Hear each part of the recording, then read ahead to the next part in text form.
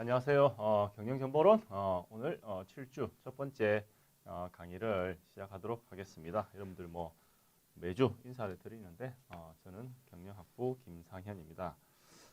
오늘은 이제 지난주에 이제 그 인터넷 같은 네트워크로 인해서 우리가 이제 기업이 새로운 형태의 어떤 비즈니스 프로세스를 이제 만들어 나간다 하는 관점에서 이 비즈니스에 대해서 알아보고 그 다음에 전체 이 비즈니스가 이제 기업이 가지고 있는 어떤 그런 가치사슬 안에서 판매와 마케팅 판매와 관련된 어떤 주요 초점이 있는 전자상거래에 대해서 어떤 유형이 있고 어떤 메커니즘이 있는지 B2C와 B2B 관점에서 알아보는 시간을 가졌습니다. 오늘은 이제 또 유선이 아닌 무선 기술로 좀 넘어와서 최근 뭐 우리나라 같은 경우는 유선보다 무선 기술, 무선 기기를 포함한 무선과 관련된 어떤 기술들이 상당히 이제 발전을 해서 사실 뭐 LG전자 같은 경우는 자기들이 이제 생산하는 그 제품들 중에서 유선과 무선을 비교했을 때 무선이 이제 50% 넘어가는 어떤 그런 비중으로 이제 나오고 있는 상황이고 거기 관련해서 컴퓨터 기술도 유선보다 이제 무선이 점점 더 많이 나오기 시작하고 있습니다. 실제 여러분들 상당수가 이제 인터넷 같은 경우는 이제 무선 인터넷을 이제 많이 또 사용을 하고 있고 그래서 오늘은 이제 무선과 관련된 기술, 그걸 활용한 모바일 컴퓨팅, 그 다음에 무선 기술의 발달에 의해서 가능한 모바일 커머스라는 주제로 첫 번째 시간 무선 통신 기술, 그 다음에 무선 통신에 어떤 매체가 있는지 이거 두 개를 관점으로 해서 여러분들이 이번 차시 강의를 통해서 지금 우리가 이제 사용되고 있는 무선 기기가 무엇인지 여러분들 뭐 많이 쓰고 있기 때문에 이 부분에 대해서는 이미 알고 있는 지식도 상당히 많이 있다고 생각이 됩니다. 그리고 두 번째 몇 가지 주요 무선 전송 매체에 대한 유형을 이제 알아보고 그 각각의 이제 장단점에 대해서 알아보는 시간을 오늘 하고 그 다음 차시까지 조금 이어서 이야기를 할 생각입니다. 자, 무선 통신 기술이라고 하는 거는 무선 통신 기술에는 일반적으로 여러분들이 잘 알고 있는 이제 스마트폰, 스마트폰이나 스마트 기기라고 하는 게 어쩌보면 이제 무선 기기의 대명사가 되어 있는 그런 상황이죠. 이런 스마트폰과 같은 무선 기기와 이제 무선 통신 기술이라고 하면은 마이크로웨이브, 인공위성, 라디오 같은 무선 전송 매체가 이렇게 포함이 됩니다. 자, 이러한 기술로 이제 인해서 조직이 운영되는 방법과 이제 비즈니스 방식이 변화하고 있다는 거죠. 즉 기업은 기술 발달에 의해서 기업이 운영하는 방식, 뭐 판매하는 방식, 고객한테 제공하는 서비스 방식 등이 계속 이제 진화하고 있다는 겁니다. 사람들이 이제 여러 가지 면에서 이제 무선 기기들이 이제 편리하고 뭐 생산적이다 이제 그런 면에 대해서는 뭐 많이 동의를 하고 있습니다. 이전에 우리가 말하는 그 낭비되었던 어떤 그런 시간들, 뭐 예를 들어서 우리 전에 이야기하면서 이제 뭐 재택 근무라는 그런 부분을 이야기를 했는데 통신 네트워크 기술이 발달하면서 재택 근무가 이제 가능해졌죠. 그러면 대중교통 이용해서 회사에 출퇴근하는 데 있어서의 그런 시간적 낭비를 상당히 이제 줄이고 더 생산적으로 이제 될 수 있고 또 이제 사람들이 무선 기기를 이제 보통 휴대할 수 있죠. 휴대할 수 있어서 일하는 장소 선택에 있어서 어떤 유연성이 상당히 높아집니다. 그리고 무선 기술로 이제 뭐 사적인 일과 공적인 일에 대해서 우리가 뭐 이 부분에 대해서 뭐 오라벨이라고 하는 그런 용어도 나오기 시작하는데 좀 분산해서 배분할 수 있는 그런 부분도 있습니다. 물론 다른 한편으로 이제 이게 또 문제가 되는 경우도 있죠. 자, 그래서 무선 기기라고 하는 거는 이제 사용자한테서 여러 가지 어떤 그런 이점을 제공하는데 그 첫 번째가 뭐 크기가 작다 보니까 가지고 다니기가 쉽거나 이제 몸에 심지어 이제 부착을 할 수도 있는 어떤 그런 장점도 있고 뭐 생산적으로 일을 할 수 있는 어떤 충분한 컴퓨팅 파워라 해서 심지어 요즘은 무슨 기기를 통해서도 뭐 문서 작업을 한다든지 통신을 한다든지 아니면 미팅을 한다든지 그러니까 이제 virtual 이제 사이버 미팅을 한다든지 회의를 한다든지 이런 것들도 이제 다 가능해지고 뭐 인터넷과 다른 기기들과 인터넷이나 뭐 다른 기기를 통해서 이제 무선으로 커뮤니케이션도 할 수 있고 아니면 심지어 뭐 내 무선 기기를 거점으로 해서 다른 기기가 뭐 네트워크와 연결을 할 수 있게 하는 그런 어떤 뭐 핫스팟 역할도 이제 할 수도 있고 비즈니스 관점에서는 뭐 업무를 하는 데 있어서 여러 가지 어떤 그런 이점 장점을 줄 수 있지만 그런 것들 중에 하나가 어떤 조직이 사용하는 다양한 어떤 그런 정보들을 사내 구성원들과 이제 서로 이제 공유를 할 수 있는 그런 환경까지 갔다. 특히 뭐 여기 민감한 사내 정보라 했죠. 이제 전통적으로 유선보다 무선에 있어서의 어떤 보안성이 그렇게 높지는 않았지만 최근에는 이제 그런 기술도 많이 발달이 되어서 심지어는 민감한 정보들도 포착해서 전송이 가능하다. 요즘 그래서 무선으로 뭐 결제를 한다든지 간편 결제 그런 것들 있죠. 그게 어찌 보면 보안적인 면에서 생각해 보면 상당히 이제 위험할 수도 있지만 그만큼 그러한 이제 서비스를 제공해주는 그 뭐 온라인 기업이 보안적인 면에서 또 자신이 있으니까 그런 서비스를 시작을 하는 거겠죠. 자, 이러한 현대사에서 우리가 사용하는 그 스마트폰 하나만 이제 봤을 때 스마트폰은 우리가 보통 일반적으로 융합기기라 합니다. 융합. 왜? 여러 가지 기능이 융합되어 있다. 하나의 어떤 기기, 그 디바이스 장치 안에. 스마트폰은 또 다른 한편으로 비물질화라는 프로세스를 대표를 한다 해서 비물질화.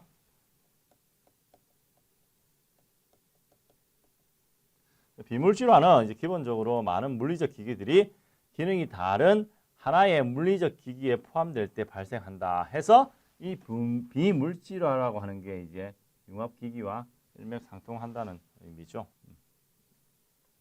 스마트폰의 역량이라고 해서 뭐 이리저리 리스팅을 해놨는데 뭐 이거 말고도 훨씬 더 많이 있을 수가 있습니다. 예를 들어서 뭐 여기 이동통신은 당연하죠.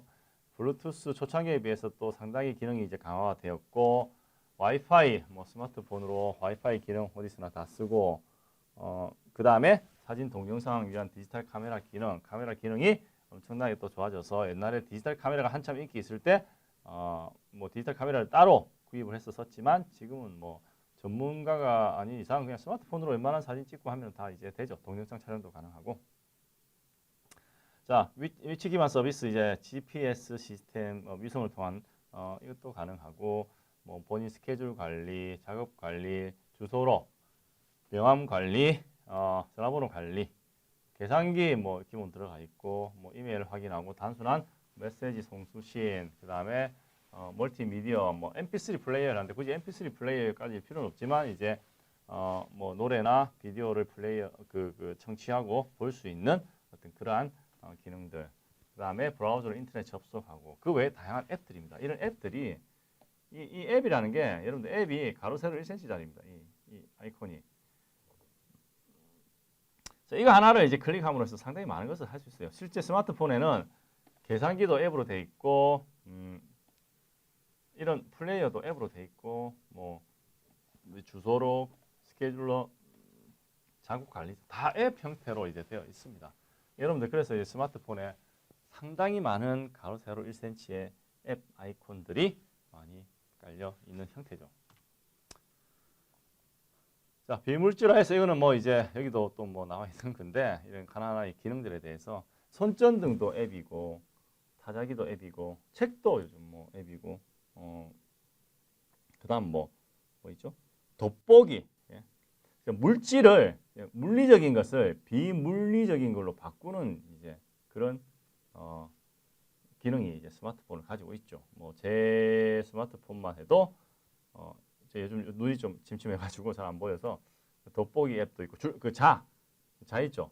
자 측정하는 그 앱도 있습니다. 앱도 있고 그래서 이제 한 포인트를 찍어서 다른 포인트로 하면 그 길이를 이제 우리 잴 수 있는 거. 사전도 있고, 예. 그 다음에 뭐 계산기 당연히 있고, 예. 뭐 여러 가지 이제 앱이 본인들이 원하면 그냥 뭐 설치해서 사용할 수 있는 어떤 그런 기능들이 물리적인 걸 비물리적으로 바꾸는 데 있어서 엄청나게 많은 부분을 스마트폰이 할 수 있죠. 충분한 용량만 가지고 있다고 하면. 그래서 요즘은 이 스마트폰이라는 게 단순한 그 전화기라기보다는 사람들이 뭐 일상생활 하는 데 있어서 어떤 일부분으로 사용을 하고 있습니다. 여러분들 아침에 일어나서 학교 온다고 나왔어요. 그래서 학교 가는 버스를 이제 딱 탔는데 오다 보니까 스마트폰을 전화기를 집에다 놔두고 왔다는 걸 그때 알아챘습니다. 그럼 일반적으로 이제 그런 경우 사람들이 하는 행동이 한 두 가지가 있어요. 첫 번째가 뭐냐? 다음 정거장 버스 바로 내려서 집으로 다시 돌아갑니다. 스마트폰을 가지러. 그런 유형. 두 번째가 여기까지 이제 학교 거의 다 왔는데 뭐 학교 이제 그 수업 강의 다 듣고 그냥 집으로 가지 해서 학교로 와서 수업을 들으면서 중간에 쉬고 점심도 먹고 친구들하고 이야기를 하면서 그 와중에 머릿속에는 내 전화기에 전화가 왔나 문자가 왔나 이제 그런 생각하시는 분. 이렇게 두 가지 유형이 보통 있습니다. 그래서 뭐 저는 개인적으로 예전에 전화기 없이도 한번 살아보자 해서 전화기 일부러 집에 놔두고 이렇게 했는데 참 이게 웃긴 게 나는 전화기 없이 살아도 괜찮은데 내 주위에 있는 사람들이 내가 전화기가 없으니까 내한테 연락을 못 하니까 이제 그게 자기들이 불편한 거예요. 그만큼 다른 사람들도 그 스마트폰에 엄청나게 많은 일들을 의존을 하고 있다. 그런 환경에 지금 있는 거죠. 근데 뭐 스마트폰 너무 많이 보면 뭐 육체적으로 그렇게 좋지는 않습니다. 자, 그 다음에 무선 전송 매체 부분에 있어서 첫 번째 무선 매체는 아니면 우리가 이걸 보통 이제 그냥 일반 방송 매체라고 합니다. 방송 매체, 브로드캐스팅. 자, 무선 매체는 공간에서 이제 공기 중으로 신호가 이제 전송이 되죠. 공기 중으로 보내는 신호가 공기로 날아간다. 그래서 보안이 높지가 않았습니다. 공기 중에 날아가는 거 누구든지 잡아서 이제 가져갈 수가 있기 때문에 무선 매체의 주요 유형으로는 마이크로웨이브, 인공위성, 그다음에 라디오, 그다음에 적외선. 라디오는 요즘 뭐 여러분들 그렇게 많이 접하지를 않으실 것 같은데 옛날에는 뭐 라디오 엄청나게 많이 들었거든요. 라디오도 심지어 스마트폰에는 이제 앱으로 지금 들어가 있습니다. 저 같은 경우는 이제 운전하면서 라디오도 많이 듣고 하는데. 자, 이러한 그 각 유형에 대해서 조금 더 알아보는 시간을 갖도록 하겠습니다.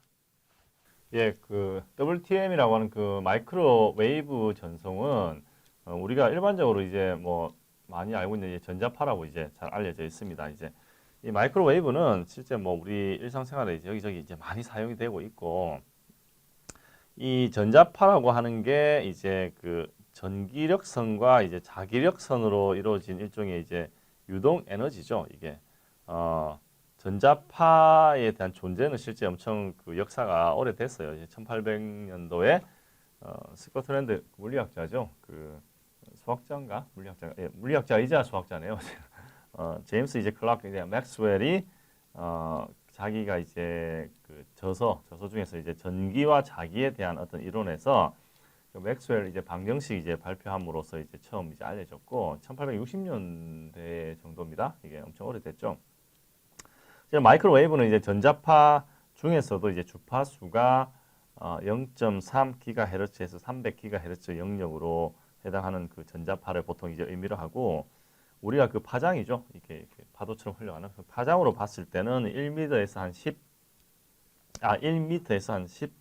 10cm 정도의 영역의 이제 파를 이제 우리가 보통 이제 데시미터라고 하는데 그다음 1cm에서 1mm를 이제 밀리미터를 이제 밀리미터 파라고 이제 보통 이야기를 하고 보통은 이제 라디오 방송 주파수에 이제 사용되는 그런 그 파장에 비해서 이제 상대적으로 이제 좀 작다 이제 그런 의미로 이제 해석을 하시면 되고 여기 나와 있는 그 여기 나와 있는 그 표는 그 마이크로웨이브는 이제 국내에는 그 라디오파와 이제 전자기파가 이제 방송과 이제 통신 용도로 일반적으로 많이 사용되고 있습니다. 이 두 개 그 영역을 합친 어떤 무슨 주파수 이제 스펙트럼 그 대역이거든요. 대역, 주파수 범위, 대역 이 구분해 가지고 이걸 이제 법적으로 이제 많이 이제 규제를 하고 있고 여기 나와 있는 뭐 very low frequency, low frequency, medium high, very high, 뭐 ultra high, super high, 뭐 extra high 뭐 이렇게 다 여러분들 뭐 많이 들어본 뭐 UHF, VHF 이런 것들 뭐 많이 들어보셨을 거예요. 각각 그 주파수 범위별로 사용되는 그 용도가 이제 다 틀리고 우리 뭐 UHF는 방송 뭐 이런 이야기도 하죠. 여기 보시면 이제 이 울트라 하이 프리퀀시 이 대역에서 범위에서 UHF, TV나 이동통신, GPS, 이제 뭐 택시 무선 통신 이런 것들. 그 다음에 위에 있는 베리 하이에서 이제 FM 방송이죠.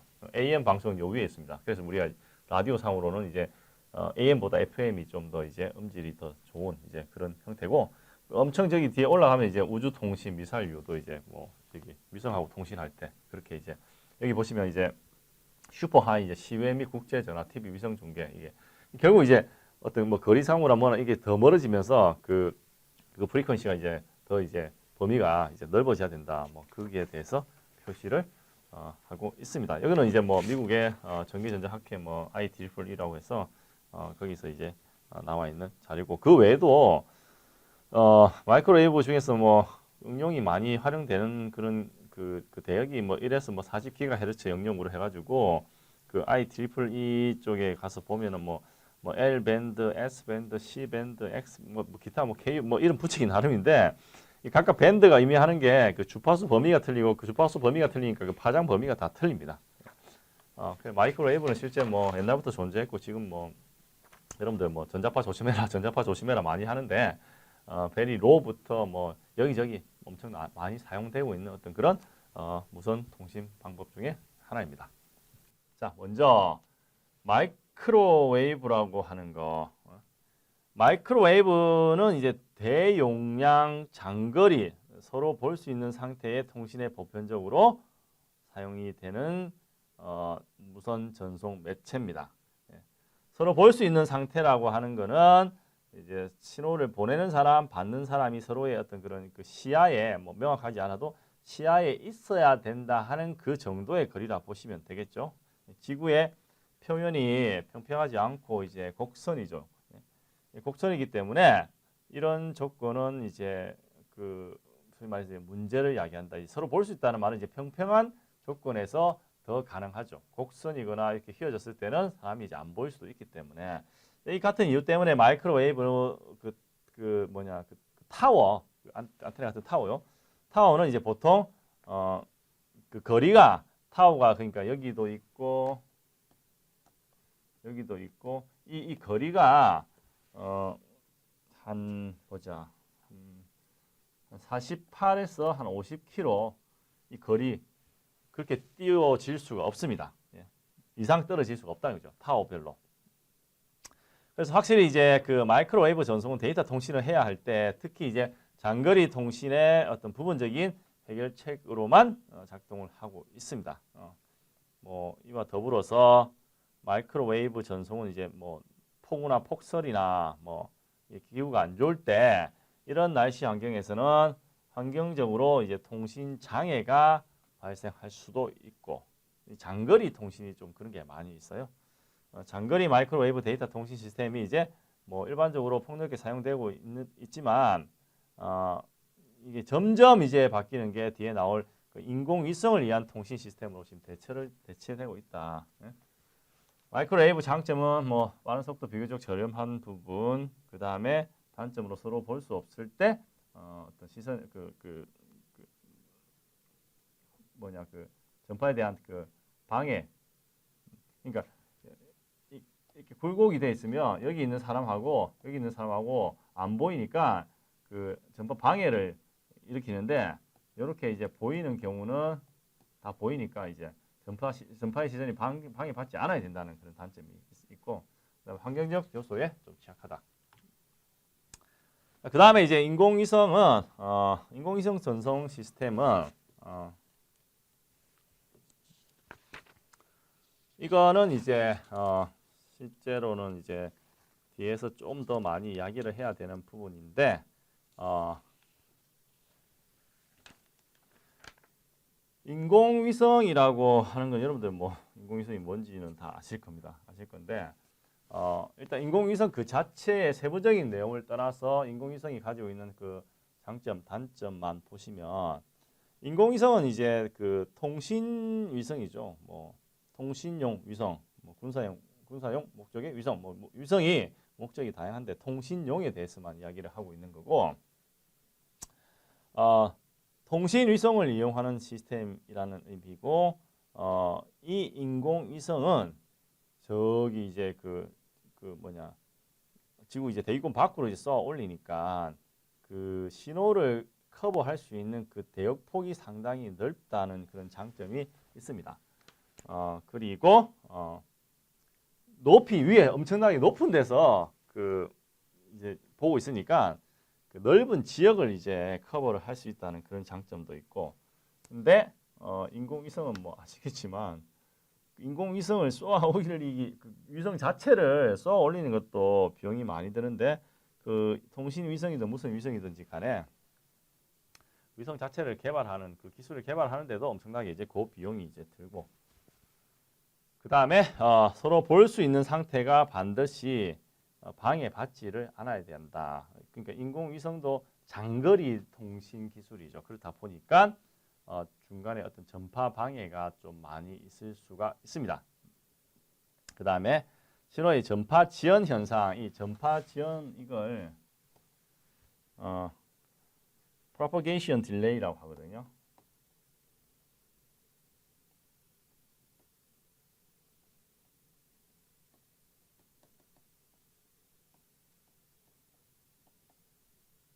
예, 한 단어 두 개입니다. 이게 제가 저기 스크린에 적다 보니까 좀 깨끗이 안 적히는데, propagation delay라 해서 전파 지연 현상인데, 지구에서 신호가 올라가면 위성을 통해서 위성에서 받아서 그걸 다시 다른 데로 보내는데, 거기서 너무 멀리 있으면 이제 전파 지연 현상이 일어난다는 거죠. 그래서 이제 인공위성은 우리가 어떤 경우는 그 실시간으로 이런 그 통신이라고 해야 되나? 실시간으로 그런 대화가 좀 안 일어나는 것 같이 느껴지는 경우가 있습니다.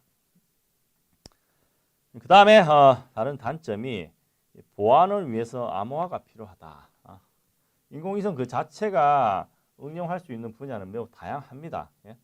뭐 상업적으로 쓸 수도 있고, 뭐 저기 뭐냐 군사 목적으로 쓸 수도 있고, 그 다음에 일반 통신 목적으로 쓸 수도 있고, 뭐 위성의 종류에 따라서 이런 그 목적이 다양한데, 어떤 위성은 어떤 목적을 사용하는 어떤 위성은 그 데이터를 보내고 하는 데 있어서 상당한 이제 데이터의 어떤 그 보안을 위해서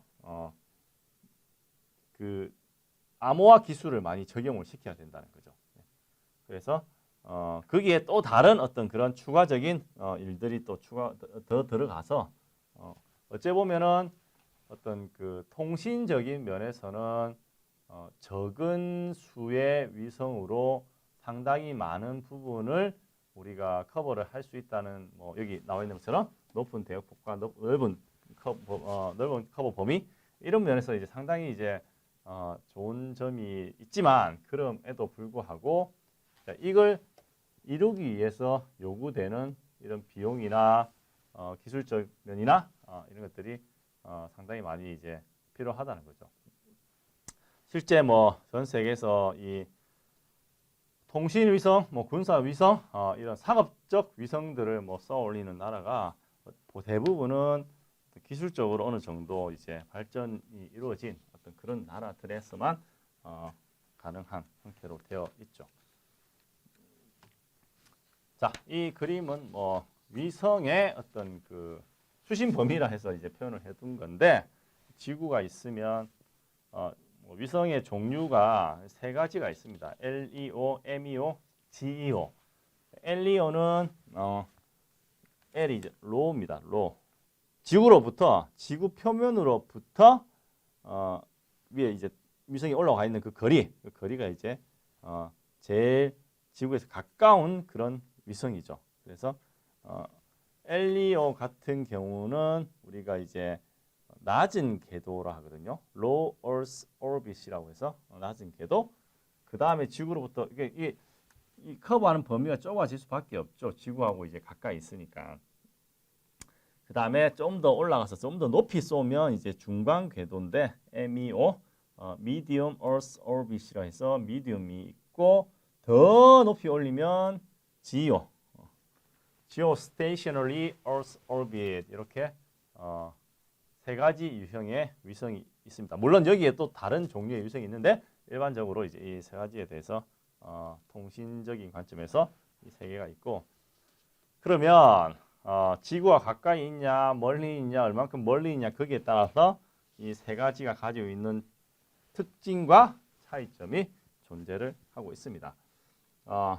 엘리오를 우리가 보통 낮은 궤도, MEO를 우리가 중간 궤도, 그 다음에 GEO를 Geostationary Earth Orbit에서 이게 뭐 고궤도 뭐 그렇게 이야기하는 게 아니고 정지 궤도라고 합니다. 정지 궤도. 정지 궤도는 말 그대로 그 위성이 많이 안 움직인다 그 말이죠. 그러면 반대로 로우나 MEO나 이런 것들은 좀 움직인다 그렇게 생각을 할 수 있겠죠. 움직이는 그 속도가 차이가 있다는 거죠. 또 우리가 생각해 볼 수 있는 게 GEO, MEO, LEO의 그런 특성을 뭐 커버하는 범위도 틀리지만 비용도 틀립니다. 위성에 대해서 수명도 틀리고. 자, 이러한 그 인공위성을 통한 그 무선 통신 매체에 대한 이 세 가지에 대한 부분은 제가 다음 차시에서 좀 더 이야기를 할 겁니다. 이 세 개가 그래서 정지 궤도, 중간 궤도, 낮은 궤도 이 세 가지가 있고 그 다음에 앞에서 우리가 오늘은 마이크로웨이브 전송과 여기 좀 더 돌아갈게요. 무선 전송 매체를 마이크로웨이브, 인공위성, 라디오 그렇게 이야기를 했었죠. 그래서 오늘은 마이크로웨이브에 대해서 보고 그 다음에 인공위성에 대한 이 세 종류에 대해서 간단히 봤습니다. 그래서 이번 차시를 통해서 여러분들은 이제 무선 기기라고 하는 부분 여러분들 이미 다 많이 쓰고 알고 있는 부분인데 무선 기기가 어떤 기능이 있는지에 대해서 이미 알고 있는 내용에 대한 이해를 하시면 되고 이러한 그 무선 전송 매체에 있어서 네 가지 유형을 우리가 볼 건데 그 중에서 오늘 두 가지 정도 보고 인공위성에 대해서는 다음 강의에서 좀 더 알아보는 시간을 가지도록 하고 각각에 대해서 어떤 장단점이 있는지 거기에 대해서도 이야기를 했습니다.